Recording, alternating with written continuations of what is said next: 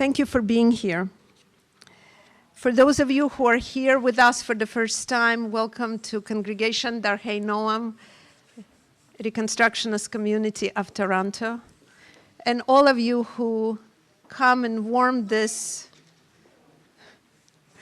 synagogue with prayer and honor with learning again and again, evening after evening. Thank you and welcome.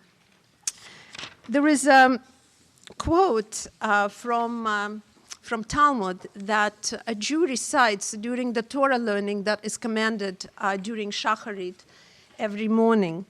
And you're well familiar with that, so I'm just going to quote part of it. Elu devarim she'adam ochel prateichem be'olam hazeh ve'keren kayemet lo le'olam haba. These are the precepts whose fruits person enjoys in this world, but whose principle remained intact for him throughout. Kibud av ve'em, respect to the parents, gemilut chassidim, to do acts of righteousness, and hashkamat beit hamidrash shacharit ve'aravit, and visiting the house of learning both in the evening and in the morning and in the evening. And then it follows celebrating with bride and groom and so forth. Beautiful, beautiful things that honor life. But what struck me the most was the invitation to come to and commandment to come to the place of learning both in the morning and in the evening. For a Jew, learning is paramount. Through study we honor, through study we cherish, through study we remember, through study we grow and we change, through study we understand our past and build our future, through learning we connect, and through learning we achieve eternity. Tonight is memorial lecture for a beautiful woman, Dr. Elka Klein. Marty, Suzanne, and Moses every year assure an outstanding evening of learning, memory, and care.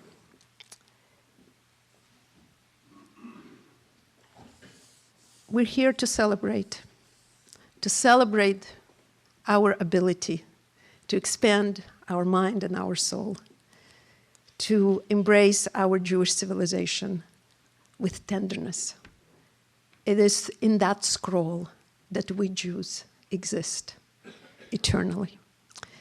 Dr. Penslar, thank you for being here. It means a great deal to us to have us here, and formal introduction. Dear Marty, Suzanne, and Moses, thank you for this gift of generosity and love. Zichrana levracha, may her memory, and her memory is a blessing to all of us.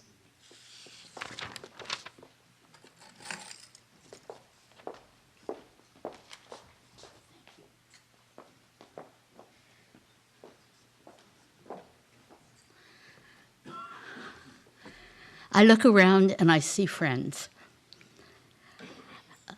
So let me be a little informal. Elka Klein was a young scholar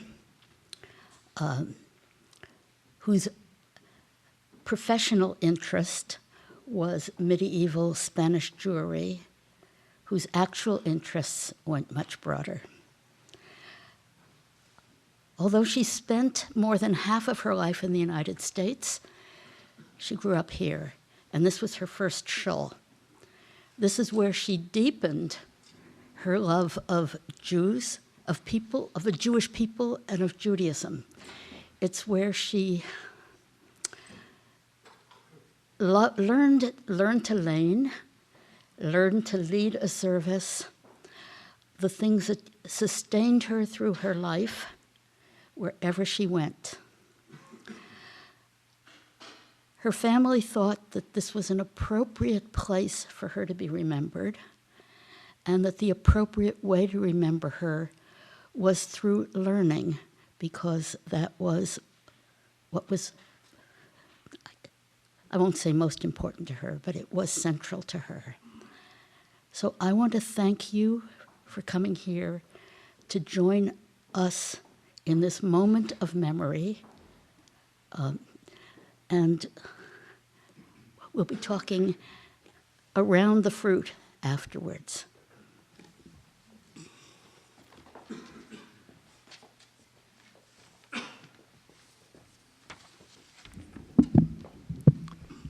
In the late 90s, the University of Toronto received money, a gift that made it possible to set up a chair in Jewish history, the Samuel J. Zaks chair. It's one of the last personnel decisions in which I played any role, albeit a fairly minor role.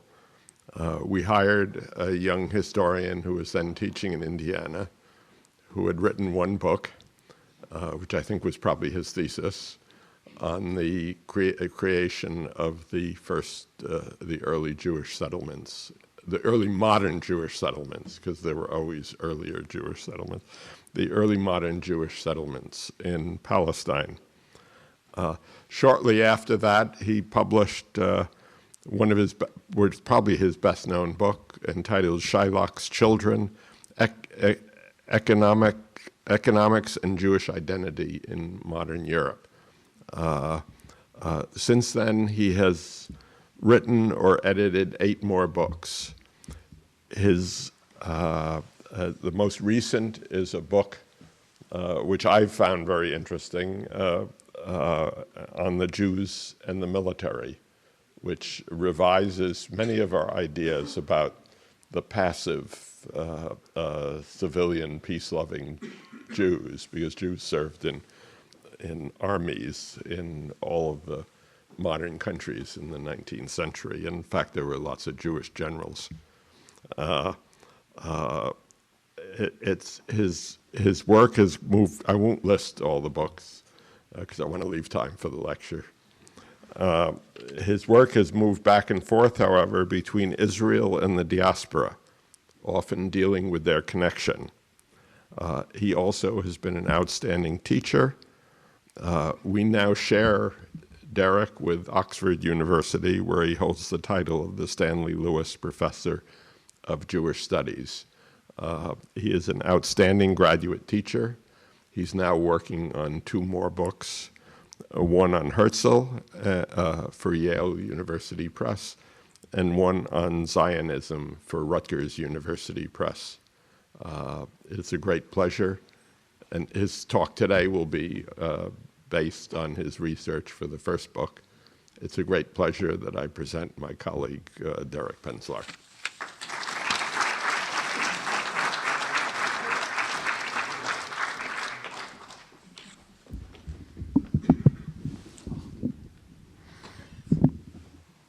Thank you. Thank you for that very warm introduction. Thank you all for coming this evening. It's always a great honor to be asked to speak at a shul in Toronto, which has become home for my family since 1998. And even though I do wander around the world, this is home. It's a particular honor to be invited to speak at Dar Chainam. I think this is the 3rd or 4th time I've spoken here, and this is a particularly warm and welcoming community. It's true, I belong to the other warm, welcoming community, the Narayavar, but it's a lot closer to home. I live near the university. But this is a wonderful community, and I always love being up here, but I have to say that it's a particular honor to be invited to deliver this lecture in memory of Elka Klein, who was, yes, she was a member of your community, but she was a colleague. She was my colleague in the realm of Jewish studies. And it is true that scholars hope to honor each other's memories through scholarship, through continuing learning. And it's in that spirit, and in that spirit of gratitude and honor that I come to you this evening. I'm speaking about something very different from what I've written about until now. I've written books that tend to be about institutions, about structures, about large groups of people over time. I've never written a biography before. And to write a biography demands an entirely different sort of scholarly toolbox.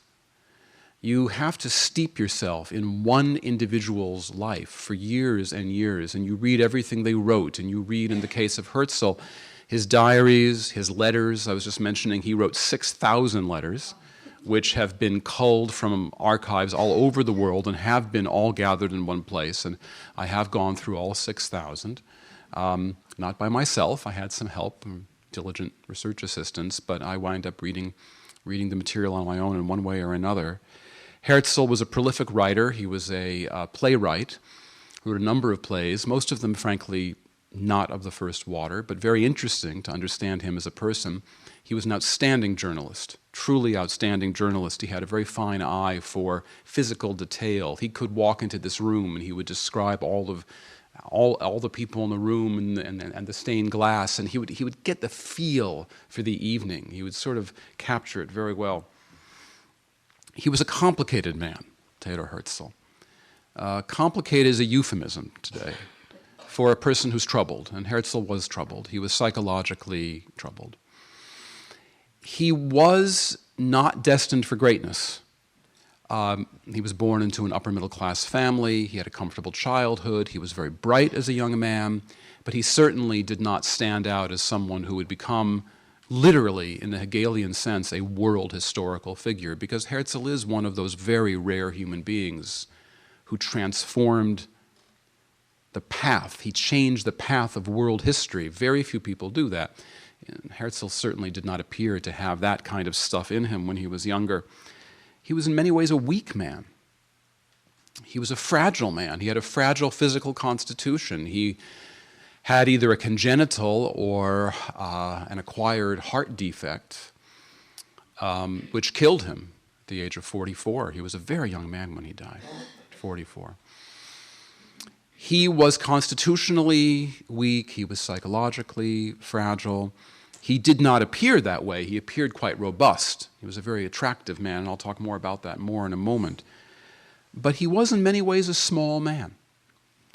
And that's really the theme of my remarks tonight, is how a small man becomes great.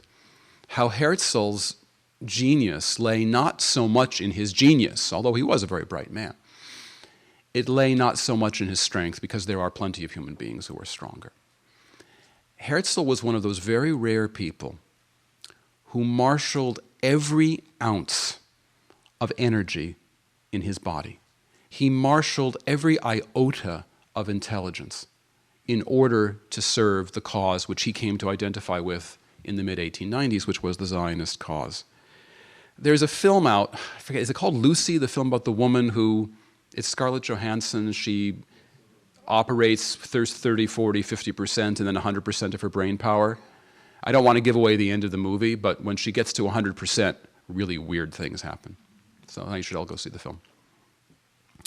Herzl was a real-life example of someone who perhaps not literally used 100% of his brain power, but who had tremendous, really quite extraordinary self-discipline. That is not going to answer the question, though, by itself. That tells you something about him as a person, and I'll talk more about his personal qualities as my talk goes on. But there's another side of the story. Because if you look at most biographies of Herzl, they tend to take one of two approaches which tend to focus on him as an individual. One is the kind of hagiographic, Herzl is a genius, Herzl is a martyr, Herzl is a great leader. What these earlier biographies of Herzl missed was what I referred to earlier, his psychological complexity, his weakness, his frailty. So there's a whole other kind of stream of literature about Herzl which almost takes a kind of perverse delight in Herzl's foibles, because sometimes biographers enjoy that. They enjoy exposing the weaknesses of human beings. Those approaches miss something, which is great leaders in general, great leaders, unless they are plopped into the leadership of states that have armies and police forces and security forces and means of coercion, great leaders who found something from the bottom up are incapable of leading unless they have followers, and they don't have followers unless they can appeal to the masses, unless they can resonate with those who will follow them. That is, leadership is dialogic. It's transactional. as well as transformational. There are theories of leadership. There's a guy named Joseph Nye who's written books about leadership, and he talks about transformational leadership, someone like maybe FDR. He talks about transactional leadership, someone maybe more like Lyndon Baines Johnson, somebody who knows how to get things done. In the case of either of these types, though, especially if we're talking about a leader of a small nationalist movement in its early phases, this individual has to be able to reach out and appeal to his or her environment. So what I want to talk about in the time I have is, yes, Herzl is a human being, but also Herzl in the eyes of those who followed him. And the key to all of this is a word that's well known to all of you here, and that's the word charisma. So I'm going to talk a little bit about charisma, and then talk about how Herzl fits almost to a T, a kind of ideal type of a charismatic leader. Now, the word charisma is used quite frequently in the media today. It refers to someone who is charming, someone who has sex appeal, someone who is telegenic, but charisma means something much more than that. Charismatics, in the original sense of the word as developed by the sociologist Max Weber, were leaders, not performers. They attract followers, not fans. Now, for Weber, charisma comes from the Greek word charis, which means divine grace. In rabbinic Hebrew, it would be the word chen, a gift from God, as in the matanat chinam, the gift that simply comes from nowhere. The term charisma is often associated in Weberian sociology, but also more commonly ever since Weber, with antiquity, with prophets, with what Weber called berserkers. He used this term, berserkers in epileptoid seizures, as he called it. But you think about that in the Bible when Saul is consumed by a kind of charismatic, ecstatic, he goes into a charismatic, ecstatic trance, along with the prophets, the other prophets. And Weber talks about the prophet as a kind of ancient charismatic figure, but he says that there are different kinds of ancient charismatics. There's the prophet who tries to transform the order of society, like the biblical prophets. But there's also what he calls the magician. The magician is another kind of charismatic figure in antiquity who fixes one aspect or another but leaves everything else in place. So the charismatic magician might be a faith healer, right? Someone who cures the sick, but otherwise does not really do much of anything.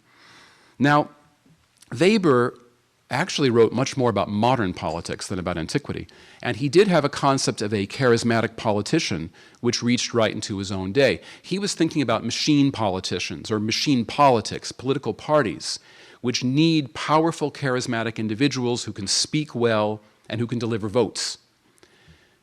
He wrote about people like William Gladstone, the British Prime Minister William Gladstone, liberal leader, as a classic charismatic. He also wrote about Theodor Roosevelt as a classic charismatic. Again, there's a political machine behind him, but the leader really carries the machine. He's a master of what Weber called grand demagogy. Now, since Weber, sociologists have been playing with this concept, and the gist of this is that the charismatic doesn't really function unless, as I said earlier, he is able or she is able to, and it's normally a he, certainly in 20th century politics, normally a he, to communicate with a public. And what's really interesting is a kind of psychological or Freudian approach that an individual who has ambition and charm and a certain amount of good luck may be able to intuit people's expectations, but not just intuit them, then be able to formulate them in a way that maybe you yourself might not have been able to formulate, but when you hear it, you say, that, yes, that is what I want. And that's one definition of a great politician, is someone who is able to tell people what they already think, but to be able to say it in a way that they themselves could not have said it, and that makes them, it reflects well upon them. People can say, look how beautifully he said it, look how intelligent I am, right? And in Freudian language, people who cannot fulfill the needs of the id, that is sexuality or aggression, or the superego, which would be social solidarity, or the ego, which would be a sense of security, or self-esteem, people need someone else to do it for them. So a charismatic leader can essentially make you feel good about yourself, can relieve your anxiety and raise your self-worth, and channel frustration and rage and anger, which is often the mood of the political masses, whether it be in the United States today or throughout much of the world, into some kind of coherent and constructive activity. Now, what does this have to do with Herzl? Herzl was in many ways a kind of classic Weberian charismatic, because he comes of age in the 1870s, 1880s, a time when the Jewish world is in a political crisis. Traditional Jewish authority, remember Weber has the three different kinds of authority. There's charismatic authority, there's traditional authority, and then there's bureaucratic authority. Well, traditional Jewish authority would have been rabbis, the power of the rabbinate in Eastern Europe, passing judgment not only on what happens when the meat spoon falls into the milk pot, but about marriage and about acceptance into communities of newcomers, and the entire range of legal issues would have been decided by rabbis, except certain issues that would be decided by the state. But rabbinic authority was in crisis in Eastern Europe in the 1870s, 80s, 90s. The rabbinate had lost prestige. Bureaucratic authority, state authority, particularly in Russia, had weakened the power of the rabbinate, and there were new Jewish political movements rising up. Zionism was just one of them. There was Bundism, and there were many other movements, all trying to find new forms of authority. So traditional authority, rabbinic authority, had faded. But modern bureaucratic authority, the authority of the state, was not the Jews' ally, as it may have been for non-Jews living docilely and relatively peacefully in much of Europe. The state was often the Jews' enemy, particularly in the Russian Empire, where the state was formulating bureaucratic mechanisms that would eventually weaken Jewish life and challenge its very existence. So in many ways, then, Herzl is the classic charismatic figure who rises at a time when other forms of political authority are no longer functional. And here he is, rising to lead the Jewish people. He's also not a part of the only other source of traditional Jewish power, which would have been financial power. If you think about the Stadlan, the intercessor of medieval or early modern Jewry, this would be a well-to-do Jewish merchant who would appeal to a local lord or a ruler to be kindly to Jews, to protect them, not to expel them, to admit them, and there was always some financial incentive. But Herzl, although his father certainly was a well-to-do man, and although Herzl spent his fortune and his wife's dowry and his kids' expectations on the Zionist movement, he certainly did not have the kind of money to transform European rulers' attitudes towards Jews. So in some ways, then, Herzl's a classic charismatic figure. He's also charismatic in the sense that he rises up and is able to appeal to people at their moment of need, and yet he's very untraditional or very unusual in that he's an institution builder. You know, charismatic authority, if you think of the judges in the Bible, they rise up at a time of crisis, they smite a lot of Philistines, and then they just sort of disappear. And the Bible tells us, and the land was quiet for 40 years. You know, that's sort of the end of that, the judge, and then we get to another crisis and another judge. Herzl did something very strange for a charismatic. He built institutions, which exist to this day. The Zionist organization, the Jewish Colonial Trust, which was the bank of the Zionist movement. It eventually became Bank Leumi. The Jewish National Fund was not only his creation, but partly his creation. He created the Jewish government in exile, which was the Zionist congresses that met first annually and then biennially.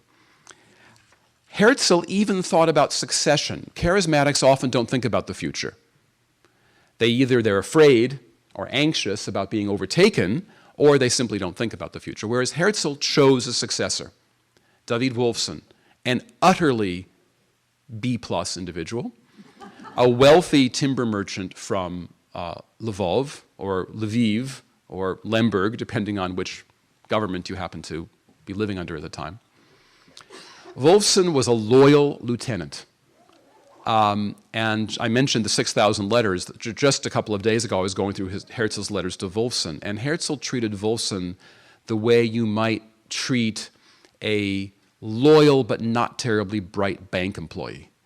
And frankly, I think Herzl was a little unfair, because Wolfson became the president of the ZO after Herzl died. He did a pretty good job for 10 years. He was actually, maybe Beta Plus is a little bit too mean. I mean, he wasn't Herzl, but he was an effective leader.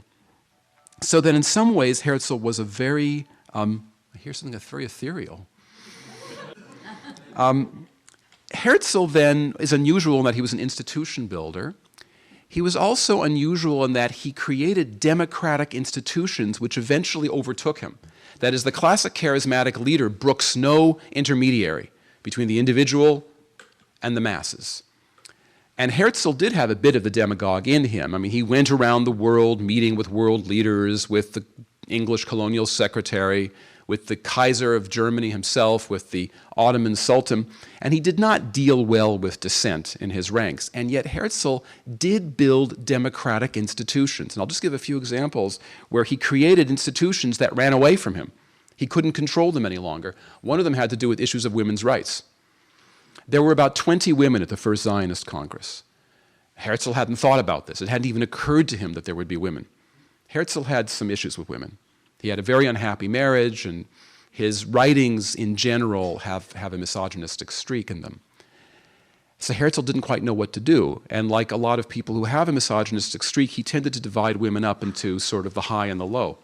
And so he treated the women very gallantly at the first Zionist Congress, and he said, well, you honored ladies are most welcome, but of course you may not vote. Well,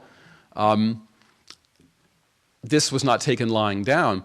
And in the intermediary then period before the Second Zionist Congress, there was something of a revolt against Herzl in Eastern Europe. And throughout Eastern Europe, it was decided that women, any woman who paid the shekel, that is the Zionist membership fee, could vote for delegates, that women could be delegates, that they would vote at the Congress, and that they could speak.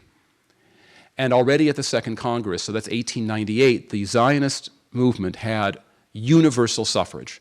Female suffrage and male suffrage. At that time, only one country in the world, I believed, had female suffrage, which I think was New Zealand.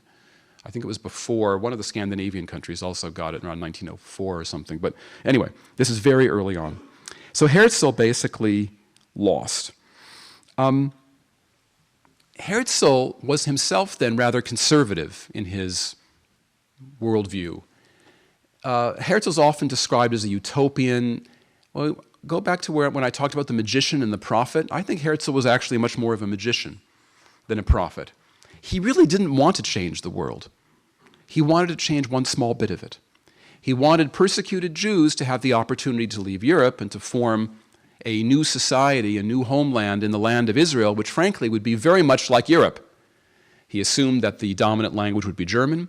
He assumed that the dominant culture would be Western European. He assumed there would be cafes with excellent coffee with whipped cream and newspapers on wooden racks. He assumed that the opera would be a widely respected institution. There would be good train service. Herzl envisioned a kind of European Jewish homeland, and that once the Jews had left Europe, or those Jews who were persecuted had left, he imagined that European non-Jews would beg the remaining Jews to stay. Because in his view, anti-Semitism was created by the anomalous political situation of the Jews. If Jews have a state, if there is a place where the poor and the unproductive among them can go, then anti-Semitism, he thought, will disappear. And then the Jews who remain, and he thought a lot of Jews would remain, would be very happy. So his Zionism was very unusual then. It was a Zionism that aspired to help the suffering Jews of the world, but also to help, well, frankly, Jews like himself, to be comfortable and at home in Europe. So in that sense, he was more a magician than a prophet. And I think literally of a magician, the trick that I would never attempt, where you yank the tablecloth and all the cutlery and the utensils remain undisturbed. That's really the kind of charismatic Herzl was, the magician rather than the prophet. And just to cite one other example where Herzl didn't get his way, and a quite spectacular one, but one where he did respect the democratic process, was the Uganda crisis. As Herzl's negotiations with the Ottoman Sultan went nowhere, 1901, 1902, there's a horrific pogrom against the Jews in 1903 in Kishinev. And in the wake of this pogrom, Herzl is driven to think about alternative homelands, or if not homelands, short-term solutions where Jews could live, given that the land of Israel might not be available to them. He thought about Cyprus or the Sinai Peninsula. He explored Mozambique. By the way, Marty, he was looking into the Belgian Congo at one point. So that didn't quite pan out. But he did have contacts with Joseph Chamberlain, the British colonial secretary, who suggested that Jews might want to take a tract along the Uganda Railway in what is today Kenya. And this was called Uganda, but it's not. It was actually Kenya. But in any case, Herzl brought this to the Zionist Congress, and although technically he won a majority of the Zionist Congress to go ahead and consider the option, the opposition against Herzl was so fierce that Herzl knew that he was sunk. He knew that the Uganda program, as it was called, would never pass the experimental phase. And Herzl was furious, and this was the final months before his death, and he was writing all kinds of bitter, angry things in his diary, but he couldn't do anything about it. So at the end of the day, he was really not defeated, but he was overtaken by the institutions that he created. And that is unusual for a charismatic. But that doesn't explain anything about why people were attracted to him. That explains what he was able to do. Why were people attracted to him? I found an article by a man who knew Herzl well, an article written in the 30s called Wie hat Herzl ausgesehen? What did Herzl look like?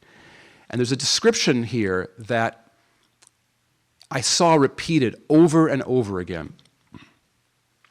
Herzl was, as I mentioned, a very attractive man. He had an olive sort of complexion. He had very fine features. He had a long, dark beard. Most people who saw Herzl or pictures of Herzl note that long, what was often called an Assyrian beard, a beard that would remind writers of ancient Israelites or ancient Assyrians or ancient people from somewhere in the Middle East. It was quite evocative. Herzl was often described as tall. There are many times when Zionist writers talk about Herzl rising up to his full height to speak. So I thought, well, how tall was Herzl? Well, Herzl, like every other young Viennese man, had to have an army physical. His army physical, große, height, mittelmäßig, medium height. Okay, that doesn't tell us a whole lot. So then his French police record, when he went to Paris to be the Paris correspondent for the Neue Freie Presse of Vienna, he had to register with the police, as one does. It gives his height. He was about 5'8", which was about 2. Now, you might think, but is that tall or short, given the time? There are people who have much too much free time on their hands, who have done demographic studies of the height of Central European men born in 1860. I kid you not. So he was about 2 inches above average, but that's all. That would be the equivalent of about 5'11" today. And if you see pictures of Herzl with his Zionist colleagues, that much, a smidgen. He's not that much taller. But he had a certain charismatic bearing. And where did that charismatic bearing come from? It wasn't his height, it wasn't his beard, it was his eyes. Herzl had the most amazing eyes. I'm describing now, this is what one contemporary wrote of Herzl's eyes. Large and circular, darkly tinted, yet possessed of a mysterious light. Eyes of enormous expressive power. In speech, he lost himself in infinite distance, as if he saw things that were insensible to us, and in the next moment he fixed his forceful gaze upon his interlocutor. So the eyes really drew people in, not his voice. There are no recordings of Herzl, which is a shame because there were recordings made at the time of Benjamin Harrison. President Harrison was recorded, and that was before Herzl. But unfortunately, there are no recordings of him. But his voice is never remarked upon. So clearly, he had a tremendous visual, charismatic appeal. And if I can just describe, imagine we're all now in Basel on a steaming hot August day, in 1897. And it's the opening session of the first Zionist Congress. And there are about 250 delegates in this tiny room, and everyone is sweating in their evening dress because Herzl required all the delegates to wear tuxedos for the occasion. Herzl enters the room, and the room went bananas. There was 15 minutes or more of applauding, stamping of feet, and the waving of handkerchiefs was a very common way, particularly women would wave their handkerchiefs. It was a way of displaying approval. Men kissed his hand as he made his way into the hall. And a hard-bitten Russian journalist who was covering the trial, a Jewish secular guy, wrote that he found himself rising to his feet against his own will and calling out, Yechi HaMelech, long live the king. It just came from his kishkas. This is the effect that Herzl had. As one of Herzl's younger acolytes wrote, Herzl signified all beauty and greatness. We, the young, had been yearning for a prophet, a leader. We created him. We created him with our longing. Even Orthodox Jews, who were ambivalent about Zionism and often downright opposed to it, found Herzl irresistible. So, for example, Isaac Breuer, founder of the Agudat Yisrael, ultra-Orthodox, anti-Zionist Agudat Yisrael, as a young man, he admired Herzl very much. He was against Zionism, but he admired Herzl for his purity, his honesty, and as he wrote, only an assimilated Jew would have the guts to dare to talk to Gentiles the way Herzl did, to talk to the German emperor and say, give me a state. So he admired Herzl very deeply. Another East European Jewish colleague of Herzl's put it less charitably. Menachem Usishkin once wrote, Herzl is our greatest ally and asset because he knows nothing about Jews. He doesn't understand the depth of the resistance to Zionism in our own ranks, from the Orthodox, from the Socialists, and so on. So clearly, Herzl came on the scene at the right time when the Jewish world needed charismatic authority, when the Eastern European Jews who became his followers were looking for a leader. And the fact that he was an assimilated Budapest Viennese Jew with impeccable German and a beautiful dress and a nice beard, it all helped. But then that makes us wonder, is charisma situational and local? That is, did non-Jews think the same way of Herzl? Did he only work his magic on Jews? Well, Herzl did have a certain charismatic appeal to some non-Jews, that's for sure. It's interesting, in the late 1800s, the Zionist movement was considered at that time quite progressive politically, and a lot of people who were at that time anarchists or vegetarians or animal rights activists or feminist activists, peace advocates, there was this whole kind of world of fin de siècle advocates for various progressive causes. Often they accepted Zionism in their stable. And Herzl did have this kind of effect. Sometimes he had the same effect on restorationists, that is Christians, usually Protestants, who were eager to see the Jews restored to Palestine. Just to give an example, there was a man named Johann Lepsius, who was a German scholar who attended the First Zionist Congress, and who wrote about Herzl literally. He said, this is Zerubbabel before me. So he also was taken by Herzl. Anti-Semites could be very fond of Herzl. One of Herzl's greatest supporters was a Hungarian anti-Semite who said, look, Herzl's saying all the things we anti-Semites are saying. The Jews have to get out of Europe. Right? So he actually found support among, and he also, because he was so attractive, and because he had this kind of biblical appearance and he had a great nobility of character, he could appeal to a certain kind of genteel anti-Semite, like Philipp zu Eulenburg, who was the German ambassador in Vienna, who was very fond of Herzl. He wrote later, Herzl was the most remarkable man I ever met.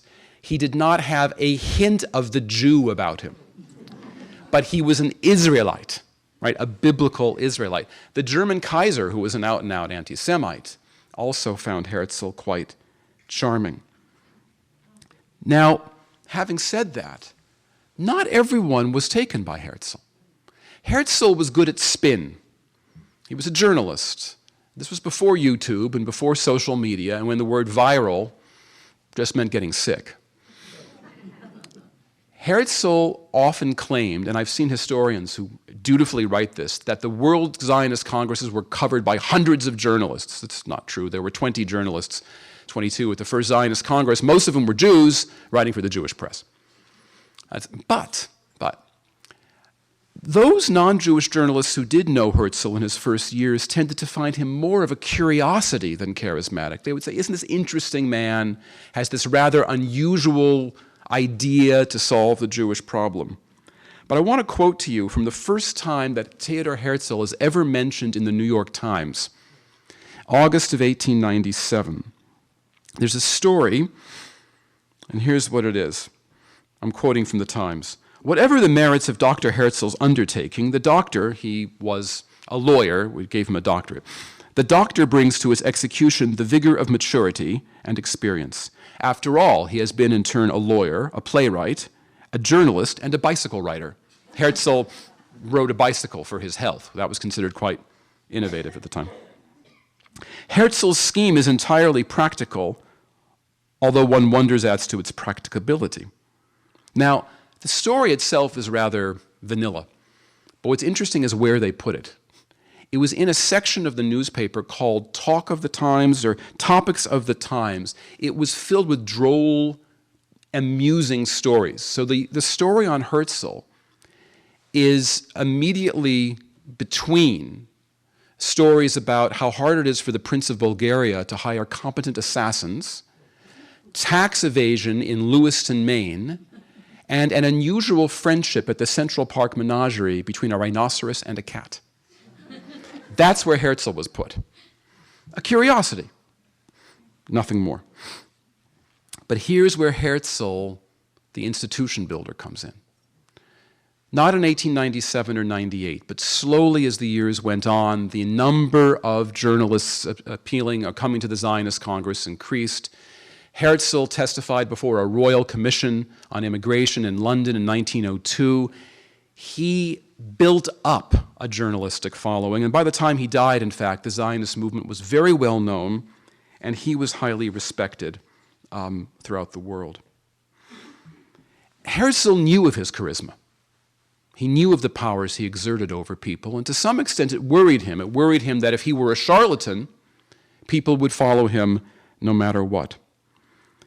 But Herzl also, for all of his physical charm, was an insecure man and a bit of an anxious man. And he wrote in his diary, unlike the false messiah Shabbatai Tzvi, who elevated himself to appear alongside the great of the earth, Herzl writes, I find the great small as myself. So this is a bit about Herzl's charisma. And in just the time I have left, let me talk a little bit about Herzl the man. Herzl, like a lot of political leaders, was psychologically exoskeletal. That is, he was from the outside in. He was a very insecure and a very anxious man. He invented a persona, as politicians often do. The beard, the form of dress, the way he carried himself. He was extremely formal, almost rigid. This was chosen. He wanted to make an impression. The Jewish masses wanted a prophet. They got a prophet. They didn't want a friend. I was thinking about Herzl during the reign or the presidency, whatever you want to call it, of George W. Bush, whom many Americans admired because he appeared friendly. The Jews didn't want a friend. They wanted a leader. And they got one in Herzl. And Herzl actually played on this. And politicians have been doing this for centuries. Benjamin Disraeli invented a persona. He invented a past for himself as a Sephardic Jewish aristocrat when he wasn't. He invented a way of behaving and of dressing and of acting to appeal to the masses. North American political leaders, you can tell me about Canada, I know about American history, but Abraham Lincoln knew that his height had a certain impression on people. And he would sort of play up the way that his appearance could affect people. Franklin Delano Roosevelt invented his persona. The cape, the hat, the cigarette holder, the laugh with the head thrown back were all done to detract attention distract attention from his legs and from the fact that he suffered excruciating pain much of the time when he was in public. Perhaps more appropriate, Martin Luther King, dressed impeccably, spoke with this exaggerated diction that was very common to African American preachers of the mid-20th century in order to impress upon the world the seriousness, the dignity, the gravity of their situation. Mahatma Gandhi made a conscious choice to wear a loincloth. He was a suit-wearing lawyer in South Africa. On the other side of the aisle, Muhammad Ali Jinnah, a man from nowhere who began to wear three-piece suits with white shoes and cultivated a kind of dandyish appearance to appeal to the masses. So Herzl was someone trying to create a good impression, and that's not unusual. But what was going on inside? He was a fragile man, as I mentioned, ill. He probably would have died young no matter what. At the time of his death, people wrote that Herzl was killed by his devotion to Zionism, because he worked very long. He worked 18 hours a day. Herzl had an incredible work ethic. Remember, Zionism was not his job. He had a day job. He was the literary editor of the most important newspaper in Central Europe. It was a 10-hour-a-day job, right? He wrote 300 feuilletons over a period of several years. He edited hundreds and hundreds more feuilletons. That would have been a killing job for anybody. And then in his spare time, he ran the Zionist organization. And he was away from home 9 months of the year. He didn't sleep well. He drank, he wasn't an alcoholic. He certainly drank alcohol. He smoked cigars. He didn't treat himself well. He went on cures, at spas from time to time. But did Zionism kill him? I suspect, given his heart defect, he probably would have died young, no matter what. And I actually think that Zionism didn't kill him. I think that Zionism saved him. Because, and now I'll get psychological here, when Herzl was in his mid-30s, he was in a state of psychological crisis. He had been struggling with depression ever since his teens. And remember, this is an era before therapy and before medication. Herzl was a depressive. He had serious depressive episodes at the age of 22, and I think again at 24, 25, often connected with romantic issues, his love life, the sorts of things that happen to young people. His depression was serious, and sometimes worse than that. He wrote about suicide in his diary when he was young. I don't know if he ever really seriously planned it, but he certainly wrote about it. His best friend did kill himself. And Herzl never recovered from his friend Heinrich Kahne's suicide. So Herzl was in some pretty dark waters.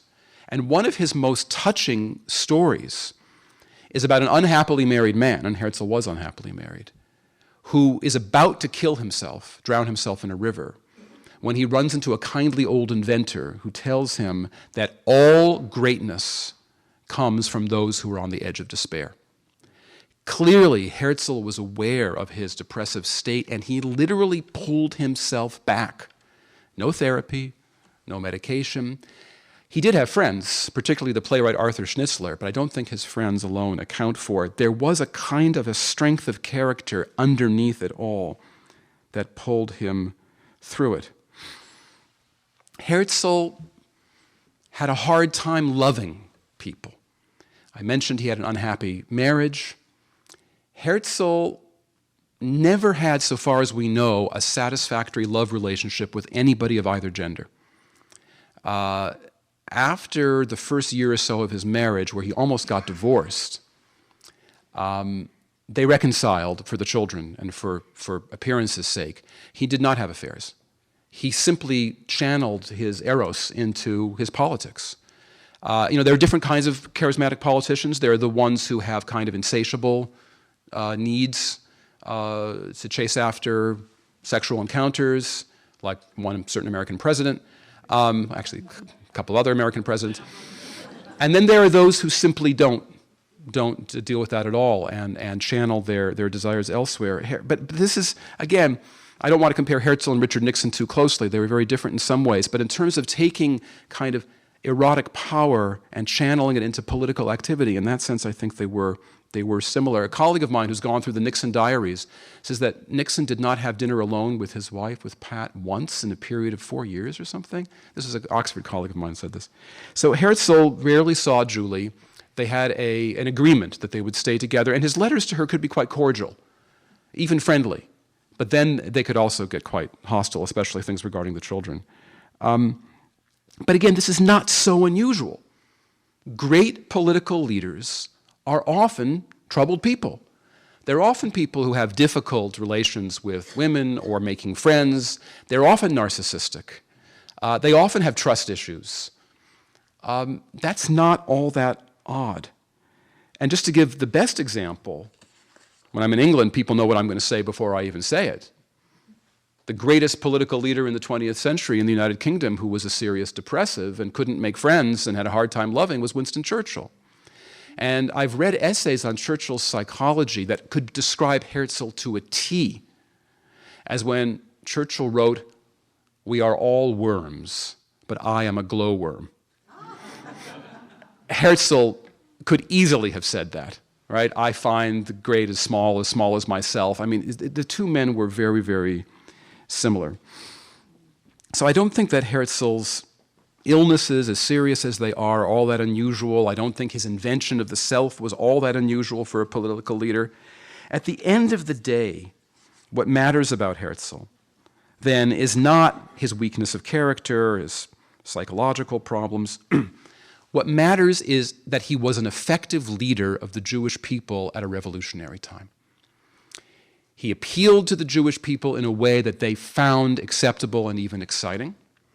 He became an effective organizer and administrator, and he had the chutzpah, and he had the access to have meetings with 5 crowned heads of Europe and the Pope to boot. And by the way, he and the King of Italy got along great. It's really funny when you read Herzl's diary entries, when he meets the Pope, it's obviously very strained. He meets the German Kaiser. He's absolutely just beside himself, about meeting the German Kaiser. He writes something rather embarrassing in his diary. He writes, "I'm sure that our relationship with Germany will have nothing but the most beneficial effects on the Jewish character." Okay, he was wrong. But when he meets the Italian king, they chatter in Italian, and they have a great time. So Herzl had this gift for bringing the Zionist cause to the attention of the international community. And although when Herzl first turned to Zionism, he was a little bit like a boy playing with toy soldiers. When he first turned to Zionism, he writes in his diary about a Jewish army and how they'll conquer the territory that will be a Jewish state. He's not even sure where it's going to be at that time. He thinks maybe it'll be in Argentina. What I've noticed with Herzl is, within just a year or two, he leaves all of that behind. He doesn't write at all about military affairs, about the army. His writings become much more moderate, pragmatic, and then, of course, in his novel Altneuland, there's no state. Altneuland, which is his utopian vision, is about a new society. You don't know what its borders are. It has no army, and it's not even a state. We don't even know what it is. It's ironic that Herzl wrote a pamphlet called The Jewish State, but he himself was willing to accept autonomy within the Ottoman Empire, some kind of provincial status. He was a pragmatist politically. Again, we don't judge Herzl, or I don't think we should judge him by these very emotional and rather bizarre things that he wrote when he was first experimenting with Zionism in the mid-1890s. If you look at what he writes in the final 5 to 7 years of his life, and it's consistent, it's much more moderate and much more pragmatic. So what we're left with is a troubled man who became the leader of a stateless people, who embodied but also transcended the wishes of the Jewish people. And in that sense, he was very much like the leaders of Irish nationalism, Griffith and Parnell, or Masaryk and Beneš in what would become Czechoslovakia, or Smuts in South Africa, or even Gandhi. All of them academics and lawyers, by the way. Middle-class professionals who live by their pens. And all of them are somewhat outsiders. Parnell was a Protestant and half American. Smuts, a Boer with an English education.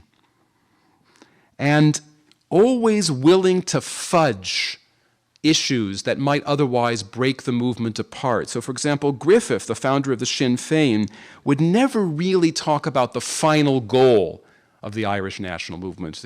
Herzl also was very fuzzy about final goals because he knew that process at the end of the day was much more important than the goal. The goal would realize itself. Parnell was something similar. Herzl had to adjust to his followers. He had to give them what they wanted and what they needed, while at the same time, he had to be a leader. But this is something that Churchill himself said. Churchill said, "It is the followers who truly lead." And in that sense, I think Herzl is very much a great leader of the 20th century. So with that, I'll stop and be very happy for your questions and comments.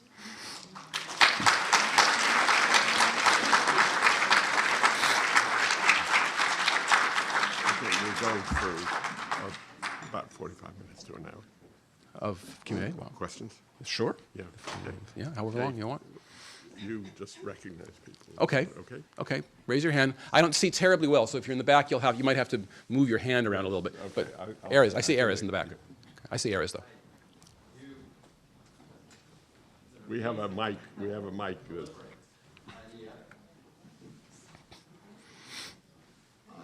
You mentioned in passing the Argentina.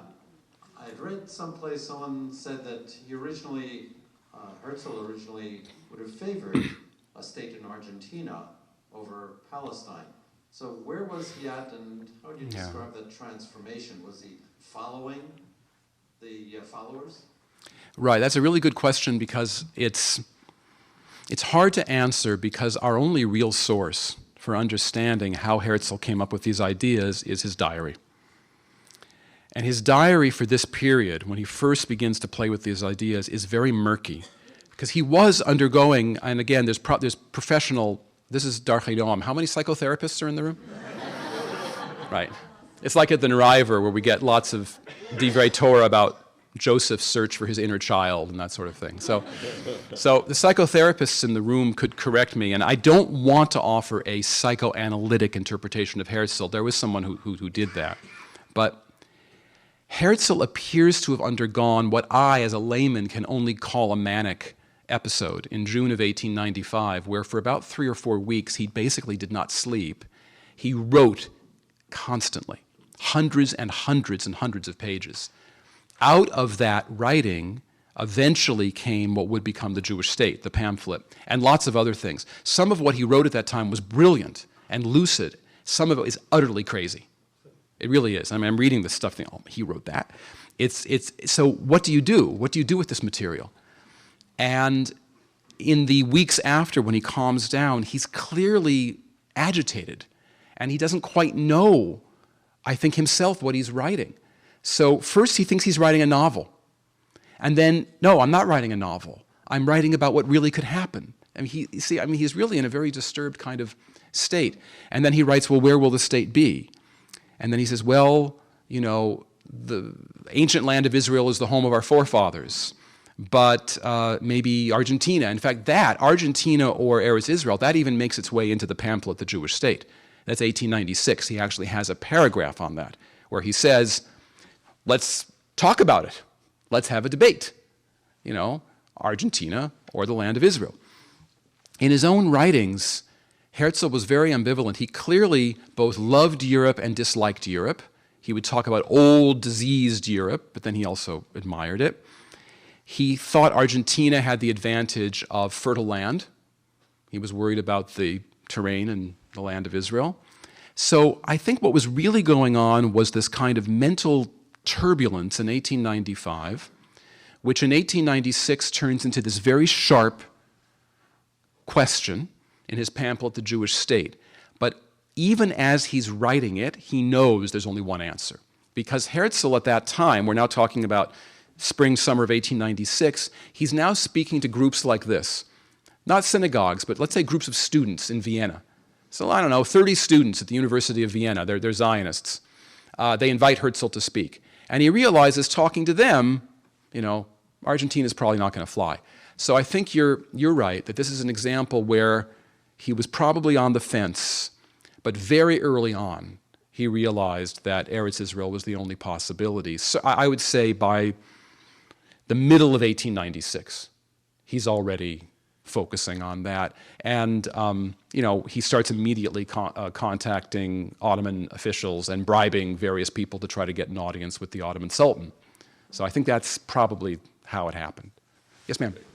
What was his relationship with the Mizrahi movement?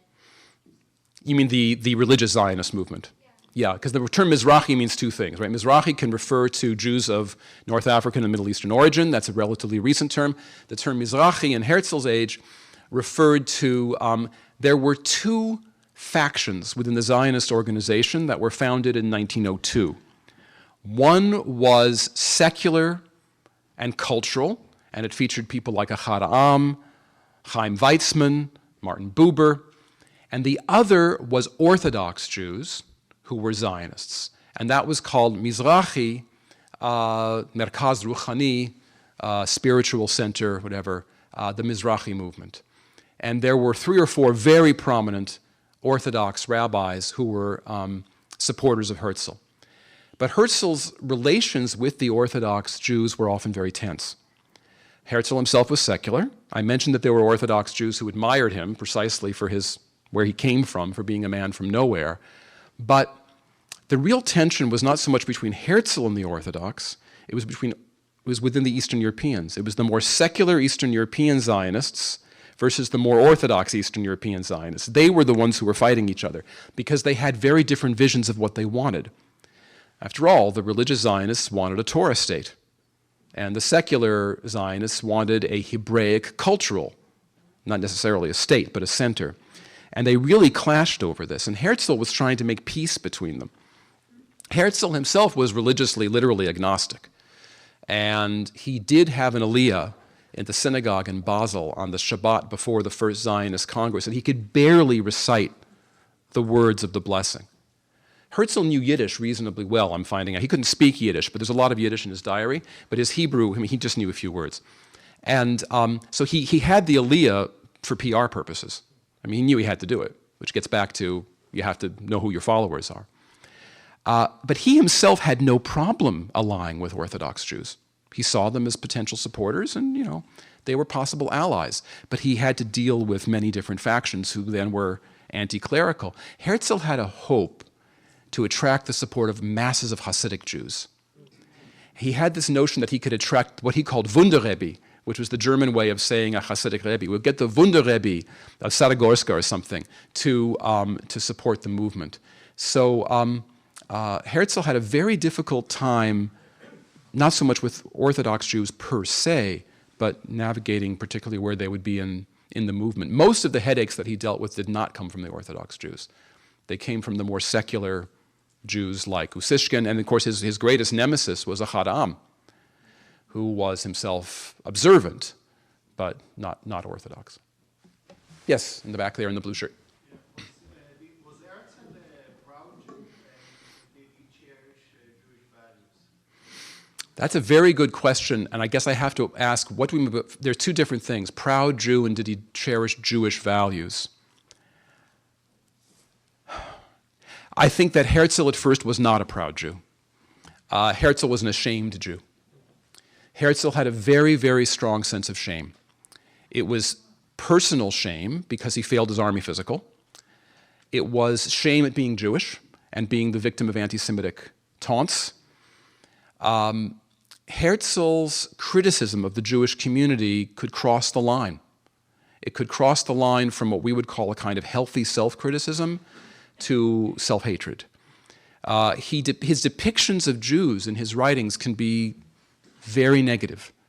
In his novel Old New Land of 1902, he has depictions of Jews that are really almost anti-Semitic stereotypes, superficial and shallow, materialistic, and I'm sorry to say he's particularly negative in his depiction of Jewish women.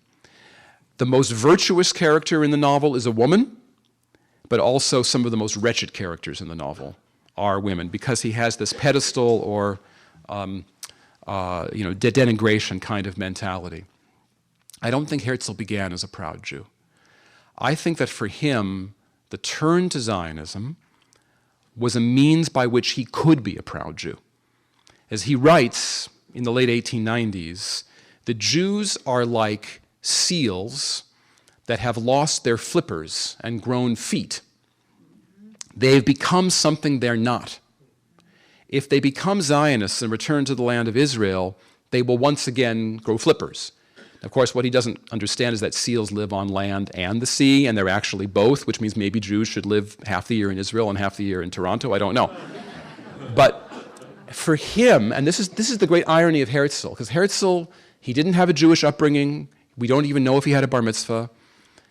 Herzl finds in Zionism a way to become an authentic Jew, but for him to be an authentic Jew is a performance, because he didn't have that inside. So I think he became a proud Jew. Your question about Jewish values is a tough one, because I don't know what that means. We were talking about this over dinner. I don't know what Jewish values are. I know in this synagogue, if I were to ask people what Jewish values are, you would probably give me a list that I personally would agree with. I would say, those are my values. Are they Jewish values? Were they the values of the Jews 2,000 years ago in the land of Israel, or in Babylon, or in Spain in 1300, or in Yemen in 1700? I can't say. I can't say. But he certainly became a proud Jew, and he certainly inspired Jews the world over. There's no question about that. Yes? I'm sure this is a really good question. I've always been troubled by the fact that he would consider all these other locations when there are already the movements for going on perhaps 20, 30 years. Yeah. The Chavavei Tzion, for example, who had already been settling in Eretz Yisrael. Right. I mean, my favorite spot always was Grand Island, New York, which is fantastic. Kind of small, yeah. How did he even consider these? Right. Since the movement had already gotten ahead of him. Well, that's a very good question about what do we even mean by the Zionist movement, because one of the essays I set sometimes for students is, when did the Zionist movement begin? And give me 3 different dates and argue with equal passion for all 3. On one level, you're absolutely right. There had been a movement to settle Jews in the land of Israel going back formally to 1884, the Katowice Conference of the Chovavei Tzion in 1884, with unorganized attempts to create settlements for Jews going back to 1882. There had actually been modern agricultural settlements created in 1878. In 1873 or thereabouts, the Jewish Chronicle, the most important Jewish newspaper in the world at the time, ran a lead article on the need to establish a Jewish protectorate in Palestine. Moses Montefiore, England's second most wealthy Jew, wrote in the 1870s that Judea must belong to the Jews, just as England belongs to the English, or something like that. So the problem is we don't really know exactly when the Zionist movement began, because we have attempts to modernize Jewish life in the land of Israel going back to 1840. And we have Protestants. Protestants often claim to have invented Zionism, because we have Protestants with all of their visions of restoring Jews to the land of Israel going back to Salisbury, Palmerston, all of this in the 19th century. So when does the Zionist movement really begin? The real question is, did Herzl know about this? Herzl claims that when he wrote The Jewish State, 1896, he had never heard of or read Leon Pinsker's pamphlet, Auto-Emancipation, which is actually very similar to The Jewish State. He claims not to have even known about the Chovavei Tzion. I don't know what to make of this. A colleague of mine who operates according to the hermeneutics of suspicion tells me that Herzl's lying, that of course he knew. Well, she has no proof. She's just annoying me. But I have no proof either. I just don't understand it. I think Herzl was so assimilated. He was living in such a fog. He had so little contact with any Jews who would have had these sorts of involvements. Perhaps he didn't know. But I want to mention something else, though, which is that Herzl is often called the father of political Zionism. He can just as easily be called the father of territorialism, which was this notion that Jews need a territory somewhere, Grand Island, New York, Cyprus, Mozambique, whatever. Israel Zangwill, who was one of Herzl's supporters in the Zionist movement for some years, left in 1905 to form the territorialist organization. And a lot of early Zionists from the time of Herzl were also territorialists. It wasn't all or nothing. You know, you could be a Zionist in 1902 and also believe, well, maybe we should also explore opportunities in other countries. You know who supported the Uganda proposal of all people? Eliezer Ben Yehuda was a great supporter of the Uganda proposal. Why? Because he wrote, because of the domination of the ultra-Orthodox in the land of Israel, they will prevent the creation of a modern Hebrew culture. We can best create a modern Hebrew culture in Africa. So the historical reality is complicated. People could be both. They could be Zionists and territorialists. But what did Herzl know and not know? Again, the only sources we have are what he wrote, and the problem with what he wrote is that he intended to publish what he wrote.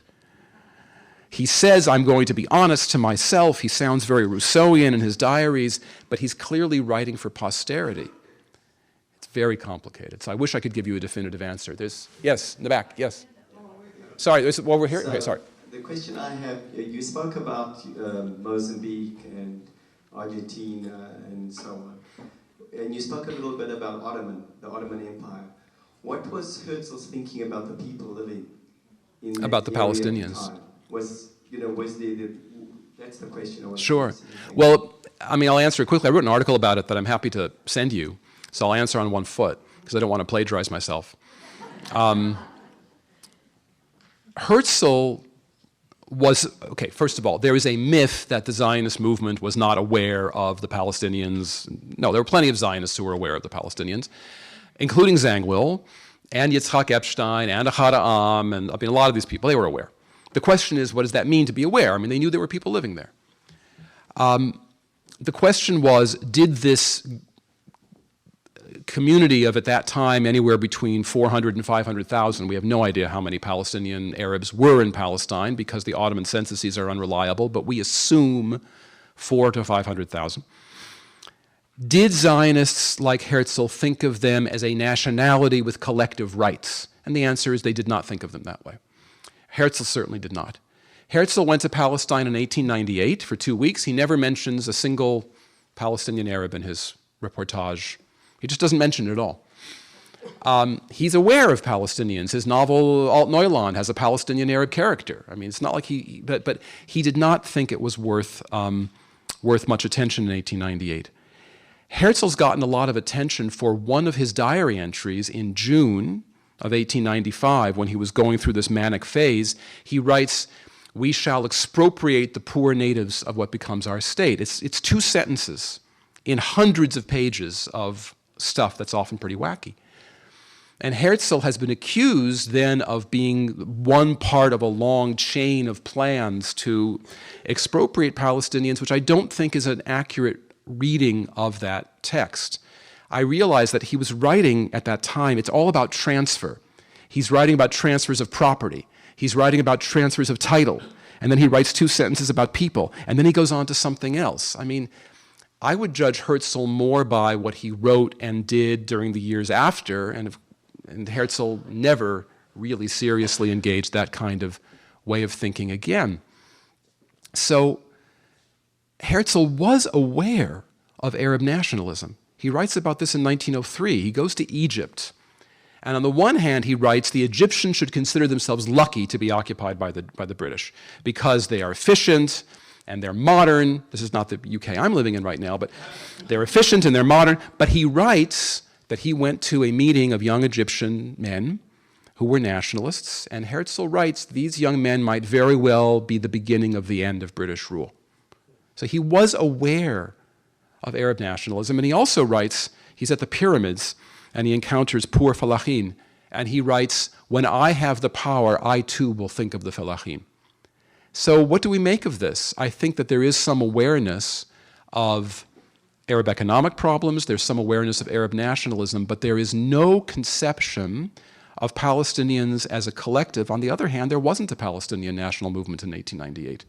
The first inklings of collective Palestinian nationalism really come around the time, just after the Young Turk Revolution, and with the establishment of the first Palestinian newspapers and the first Palestinian representatives to the Ottoman Parliament, who make very clear, I'm thinking of Ruhi Khalidi, who makes very clear his opposition to Zionism.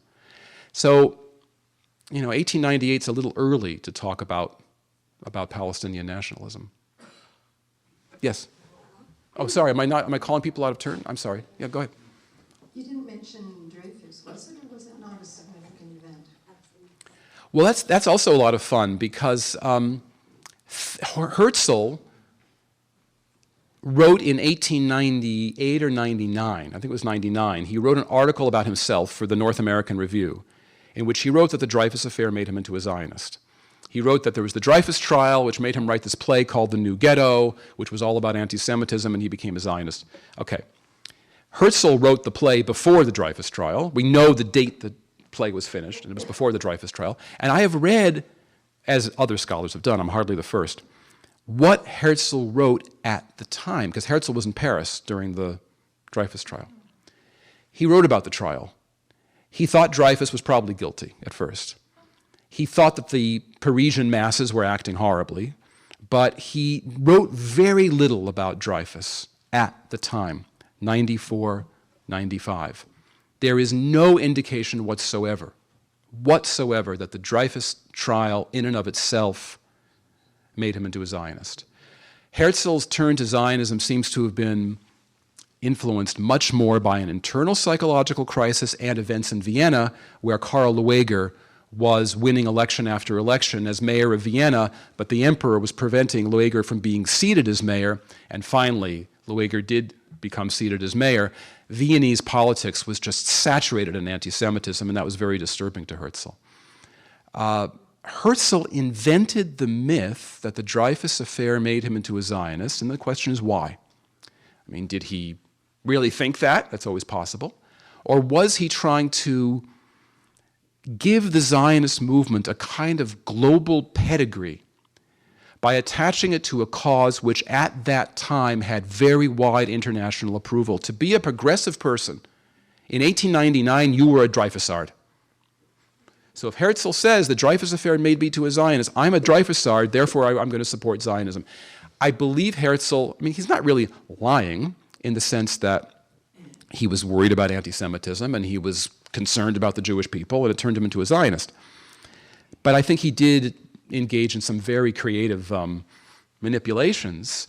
And what's fascinating to me is I am probably the 8th or 9th biographer of Herzl to say what I've just told you, that the Dreyfus Affair did not make him into a Zionist, but it's still a very popular idea. And I'm wondering what it is about this idea, even today in 2015, that's so appealing. And I think also because the Dreyfus trial and affair was one of the great controversies of modern history. And if we attach Zionism to that, it's somehow, I don't know, maybe you can clarify it, it somehow attaches greater significance to the movement as a whole. Maybe we're just more familiar with it. I mean, I'm trained as a Central Europeanist, so for me, things that happened in Vienna in 1896 are really important. But maybe it doesn't have the same meaning as, the Dreyfus trial, which was or affair, which was a global controversy. I'm just going to, yeah. To what you mentioned that the Christian Zionists are sort of supported, enamored by Herzl. To what extent was he himself influenced by Christian Zionism? And to what extent did he consciously play on that when he did his sort of diplomacy sort of thing? Yeah, well, there's two parts to the question. The second part, I think, yes. I mean, Herzl, like all performers, Herzl played to his audience. And Herzl played the part. And when he talked with non-Jews, he certainly played up the connection of Jews to the Holy Land and his own persona as a kind of latter-day biblical prophet. That's part of his whole invented style. But Herzl, on the other hand, in real life, privately, thought these people could be a bit cranks, a bit weird. So, for example, the court preacher to the British embassy in Vienna was this guy, William Hechler. Hechler was an evangelical Protestant and a restorationist, and a very odd man. And I'm telling you, I'm really hoping to make a movie out of this book. And I can just see, because Herzl was such a wonderful writer, he has a scene where he walks into Hechler's office, and Herzl just writes, Bibles everywhere. And he writes books, maps of the ancient land of Israel stacked up all over the place. And you imagine this Heckler looked like Dumbledore, you know? And it's this wacky, wacky man. And Herzl writes about meetings with Heckler, and he writes, you know, he's getting a little tiresome. So I don't think Herzl himself was a Christian Zionist in a religious sense, a sense of the word. However, he loved presenting to non-Jews, to Christians, he would present the argument that the Holy Land is too dear, too sacred to be entrusted to any one political power, the Germans, the English, the French. Give it to us. He writes this quite explicitly. Give it to us. Which is the family? Is it the Nusseibeh family which has the keys to the Church of the Holy Sepulchre? Which is the family? Yeah? That's the way he presents the Jews. We will keep the keys. We'll take good care of it. We'll preserve it. We will not fight over it. We'll have no army. And Herzl says something quite moving at the Second Zionist Congress. He writes, "We Jews have never been a political power, and we will never be a political power again." This is the author of the Jewish state. We will never be a political power again, because he did not envision a state with an army and that invades countries or fights wars or whatever. He envisioned, whether naively or not, this kind of custodial entity. And he writes this very explicitly and says this quite explicitly: we will guard the Holy Land for you. We will be its guardians. Someone asked me, you asked me earlier if he was a proud Jew. Nothing made him more proud than the honor that the Zionists could have by being the custodians of the Holy Land for the world. That's what made him proud. Thank you for a wonderful talk. I've got a question about in the grand sweep of Jewish history, why does it take Zionism so long to emerge? I mean, it's several thousand years after the exile. Jews have experienced adversity in a variety of different places, yearnings of various sorts for connection back to the homeland. Why does it take so long for this movement to emerge? Well, if this were an Oxford seminar, what the student would do is you ask them a question, and if they don't feel comfortable answering it, they immediately attack the question and ask their own question, and then I catch them at this. I say, you can't do that. No, it's a really good. It's a tough question because it depends again on how we define Zionism. If we define Zionism as a modern nationalist movement, then by definition, it could only have emerged in the late 19th century because that's when these nationalist movements were developing in Eastern Europe. So Zionism develops concomitantly with Polish, Ukrainian, lots of other 19th century nationalisms. It's a little slower in getting started because the Jews have all sorts of options in the 19th century. They could just continue, first of all, just doing what they've been doing. They can be Orthodox Jews with a kind of distant messianic hope, or they can be Hasidic Jews who have found ways of bringing aspects of the messianic into their daily lives. That works for them. Or they can try integration and assimilation. They can, abandon their caftans for business suits, and they can go to university and become successful business people and attorneys and, see how that's going. So there are a lot of different options for Jews in the 19th century, and it's really only when the options prove themselves to be failing that a critical mass of Jews then turn to various forms of nationalism, of which Zionism is only one. The timing seems about right, and that earlier in Jewish history, Jews who had had messianic longings realized those longings in different ways, like Shabbatai Tzvi. That's a different kind of. That's a different route for arriving at the Holy Land. That didn't turn out very well. And there is an argument that in the wake of the Sabbatean catastrophe, Jews rejected anything that smacked of Messianism, and that might have made many Orthodox Jews suspicious of the Zionist movement when it first cropped up.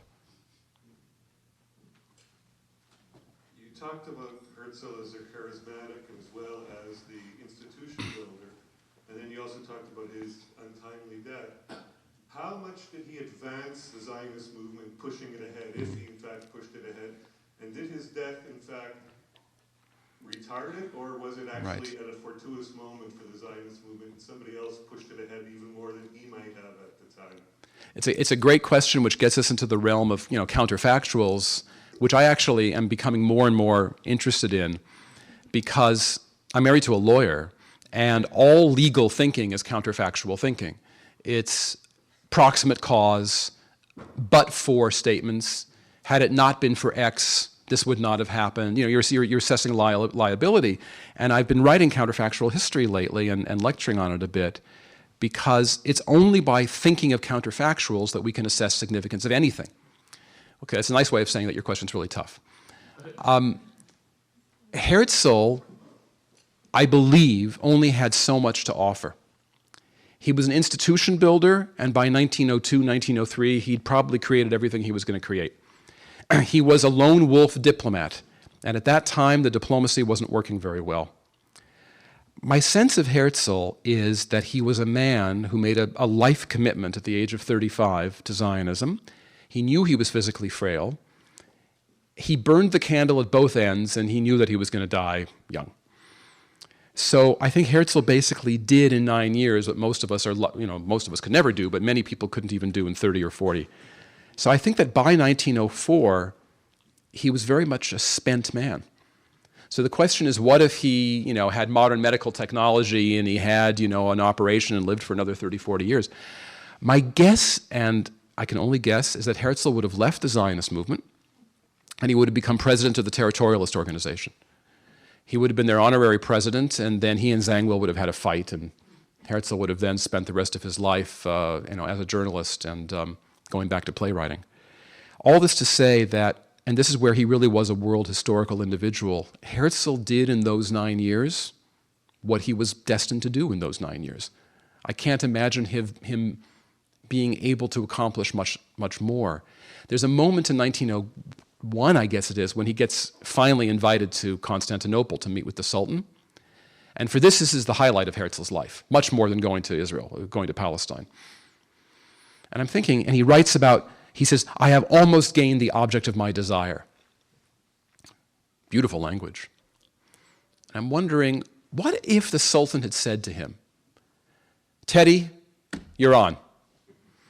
Give me £2 million, Palestine's yours. Then what would Herzl have done? What would he have done if he actually had succeeded? Could he have established a Jewish republic in the land of Israel? Would he have been its political leader?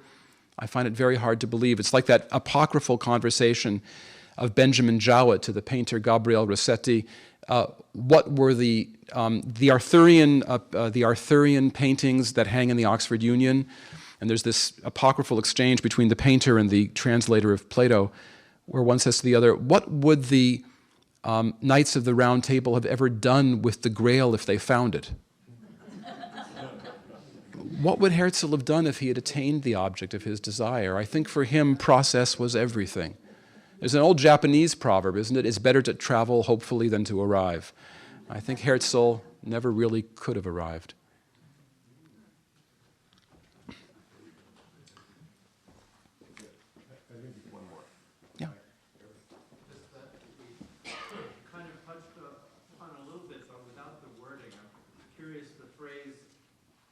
The phrase, a land without a people for a people without a land. Was that Herzl? And yeah, it wasn't Herzl. Well, there's two things. Zangwill said it, but know what he said. He said, a land without a people for a people without a land, meaning that belief that there were people in Palestine at the time, but they did not constitute a nation. Zangwill got that, though, from, and I'm sorry I'm blanking on the name, it was an English politician in the mid-19th century. So I don't have my Wikipedia in my head. But Zangwill got it from someone else who said a land, what was it? A nation without a land for a land without a nation. That was the original language in English. And Zangwill took it from that formulation. It did not deny the existence of human beings in Palestine, but it did deny the existence of a collective, of a national collective. Yeah. There's also one in the back. Yeah, two more questions. One here. Go ahead. would you say that the state of Israel now it looks more like the Jewish state that Herzl envisioned, or more like what the Haddam did? Well, that's a great question. That's how I have to end the book. I was in Israel a few months ago, sitting at, what's it called, Landwehr, the cafe in Tel Aviv, just on the north east side of Rabin Square. Very German, dark wood walls. Nobody makes a hafuch, cafe hafuch, like they do in Israel, good coffee. And I was thinking Herzl would have been very, very happy in Cafe Landwehr. And he would be very happy at the Tel Aviv Opera, and he'd be very happy on the highway, and he'd be very happy in the trains, the new trains that, you know, are clean and fast. He'd be very happy with the infrastructure of the country. I don't think, and I'm going to use a bit of British understatement here, I don't think he'd be terribly happy with his political culture. I don't think he would be capable of comprehending the relationship between religion and state. I don't think he'd be capable of comprehending the Israel-Palestinian conflict. He simply would not have had the conceptual vocabulary as a European bourgeois male of the fin de siècle to be able to grasp what's happening now. So there are aspects of Israel he would understand and he would appreciate very much. As far as the Ahad Ha'amian side of it, again, Ahad Ha'am, I think, would be very pleased at, I was just thinking about this because we were talking, we were talking about Hebrew literature a little bit at dinner on Friday night, and I'm reading Asaf Gavron's novel, The Hilltop, which on one level is, it's not the kind of Judaic, Hebraic literature Ahad Ha'am would have wanted, but it's a fantastic novel, and it's a rich and beautiful novel. Hebrew has become one of the great literary languages of the world. And every year I give a talk to the Danforth Jewish Circle. So this year we're doing A.B. Yehoshua's novel, The Retrospective, which is on one level the least Jewish novel Yehoshua has ever written. It's all about Spain and Christianity. And it deals with Christianity with complete comfort. Very interesting. But of course he wrote it in Hebrew, and in a beautiful Hebrew. So in that sense, I think Ahad Ha'am would be just thrilled at the quality of Israeli high culture, the cinema, the literature. I think the Tel Aviv nightlife scene might have taken Ahad Ha'am a bit by surprise. I think that the quality of Israeli spoken Hebrew might have taken him by surprise. Both of these men, Herzl and Ahad Ha'am, are products of the early 20th century. They lived in a different universe.